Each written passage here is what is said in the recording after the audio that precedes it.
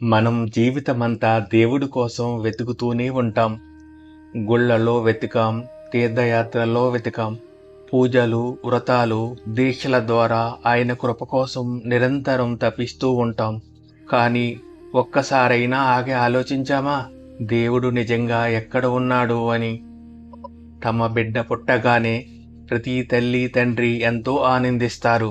ఆ బిడ్డ ఆరోగ్యంగా ఉండాలని, చదువులో రాణించాలని, జీవితంలో ఉన్నత స్థితికి చేరాలని భగవంతుడిని ప్రార్థిస్తారు.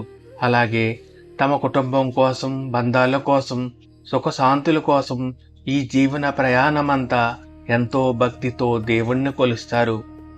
కానీ ఈ విశాలమైన ప్రపంచంలో అసలు భక్తికి ఉన్న నిజమైన అర్థాన్ని మనం ఎప్పుడైనా ఆలోచించామా? భక్తి అంటే కేవలం కోరికేనా? దేవుడు అంటే కేవలం మన సుఖాలను కల్పించే ఒక సాధనమా? మానవ జన్మకు భక్తికి మధ్య ఉన్న సంబంధం ఏమిటి?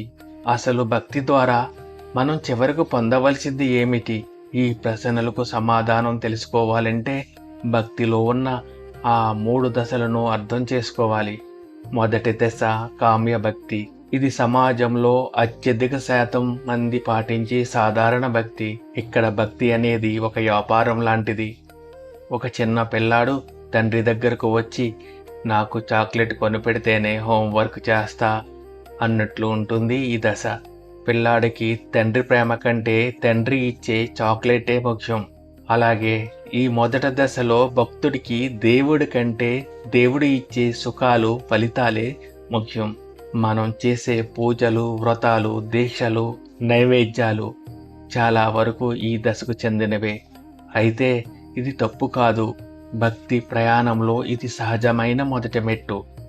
భగవంతుడి ఉనికిని నమ్మడానికి, జీవితంలో క్రమశిక్షణ అలవడడానికి ఈ దశ ఎంతో అవసరం.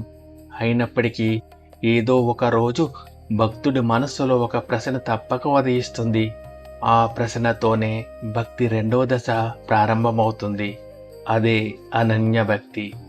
కోరికలు తీరినా తీరకపోయినా మనస్సుకు శాశ్వత శాంతి రాదని గ్రహించినప్పుడు భక్తి రూపం మారడం ప్రారంభమవుతుంది. పిల్లాడు పెద్దవాడై సంపాదించడం మొదలుపెట్టాక, నాకు నీ ఆస్తి వద్దు నానా, నువ్వు నాతో ఉంటే చాలు అని చెప్పినట్లు. ఇక్కడ కూడా భక్తుడు దేవుడిని, స్వామి నాకు ఏ సుఖాలు వద్దు, నీ తోడు ఉంటే చాలు అంటాడు. ఈ దశలో మనకు మీరాబాయి, తులసీదాస్, సక్కుబాయి వంటి మహాభక్తుల జీవితాలు గుర్తుకు వస్తాయి. వీరంతా లోక సుఖాల కంటే భగవంతుని సాన్నిధ్యాన్నే ఎక్కువగా కోరుకున్నారు. దేవుణ్ణి ఏ కోరిక అడగకుండా ఆయన స్మరణలోనే జీవించారు. ఈ దశలో కూడా భక్తుడు వేరు, భగవంతుడు వేరు అనే ద్వంద్వం మిగిలే ఉంటుంది. గమ్యం కూడా ఇంకా మిగిలే ఉంటుంది. 3వ దశ పరాభక్తి. ఇది భక్తి యొక్క అత్యున్నత శిఖరం. భగవాన్ శ్రీ రమణ మహర్షి బోధనలు మనల్ని ఈ స్థితి వైపు నడిపిస్తాయి. సాధారణంగా ప్రవచనాలు, గుడులు, నైవేద్యాలు, నిరంతర కీర్తనలు మనల్ని 2వ దశ వరకు తీసుకుని వెళ్ళగలవు. కానీ చివరి దశకు వెళ్ళాలంటే పూజలు చేసే, కీర్తనలు పాడే నేను అనే అహంకారాన్ని భగవంతుడు పాదాల దగ్గర పూర్తిగా లయం చేయాలి.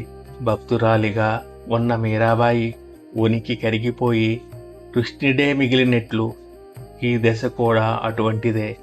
దీనికి 2 అద్భుతమైన దృశ్యాలను చూద్దాం. ఒక నది ఎక్కడో పుట్టి ఎన్నో మైళ్ళు ప్రవహిస్తుంది. దానికి పేరు ఉంటుంది, గుర్తింపు ఉంటుంది. కానీ సముద్రంలో కలిసిన క్షణంలో నది ఉనికిపోతుంది, సముద్రమే మిగులుతుంది. అలాగే హారతి ఇచ్చేటప్పుడు కర్పూరం వెలుగుతుంది, కానీ చివరకు కరిగిపోతుంది, జ్యోతిలో లీనమవుతుంది. నిజమైన భక్తి పరమార్థం కూడా ఇదే. మొదటి దశలో దేవుడు వేరు, నేను వేరు. 2వ దశలో దేవుడు నావాడు. 3వ దశలో పూజ చేసే భక్తుడు మిగలడు, పూజలందుకనే దేవుడు మిగలడు. నేను అనే అహంకారం పూర్తిగా కరిగిపోయి దేవుడు ఎక్కడో లేడనే కాదు, నా లోపల ఆత్మరూపంలో ఉన్నాడనే అద్వైత సత్యం బోధపడుతుంది. భగవంతునిలో పూర్తిగా కరిగిపోవడమే నిజమైన భక్తి. ఈ ప్రయాణంలో ఏ మెట్టు మీద ఉన్నామో మనల్ని మనం ప్రశ్నించుకుంటూ సాకార భక్తి నుండి నిరాకార ఆత్మజ్ఞానం వైపు అడుగులు వేయడమే మానవ జన్మ యొక్క అసలైన పరమార్థం. అదే భక్తి పరమార్థం. ఓం నమో భగవతే శ్రీరమణాయ.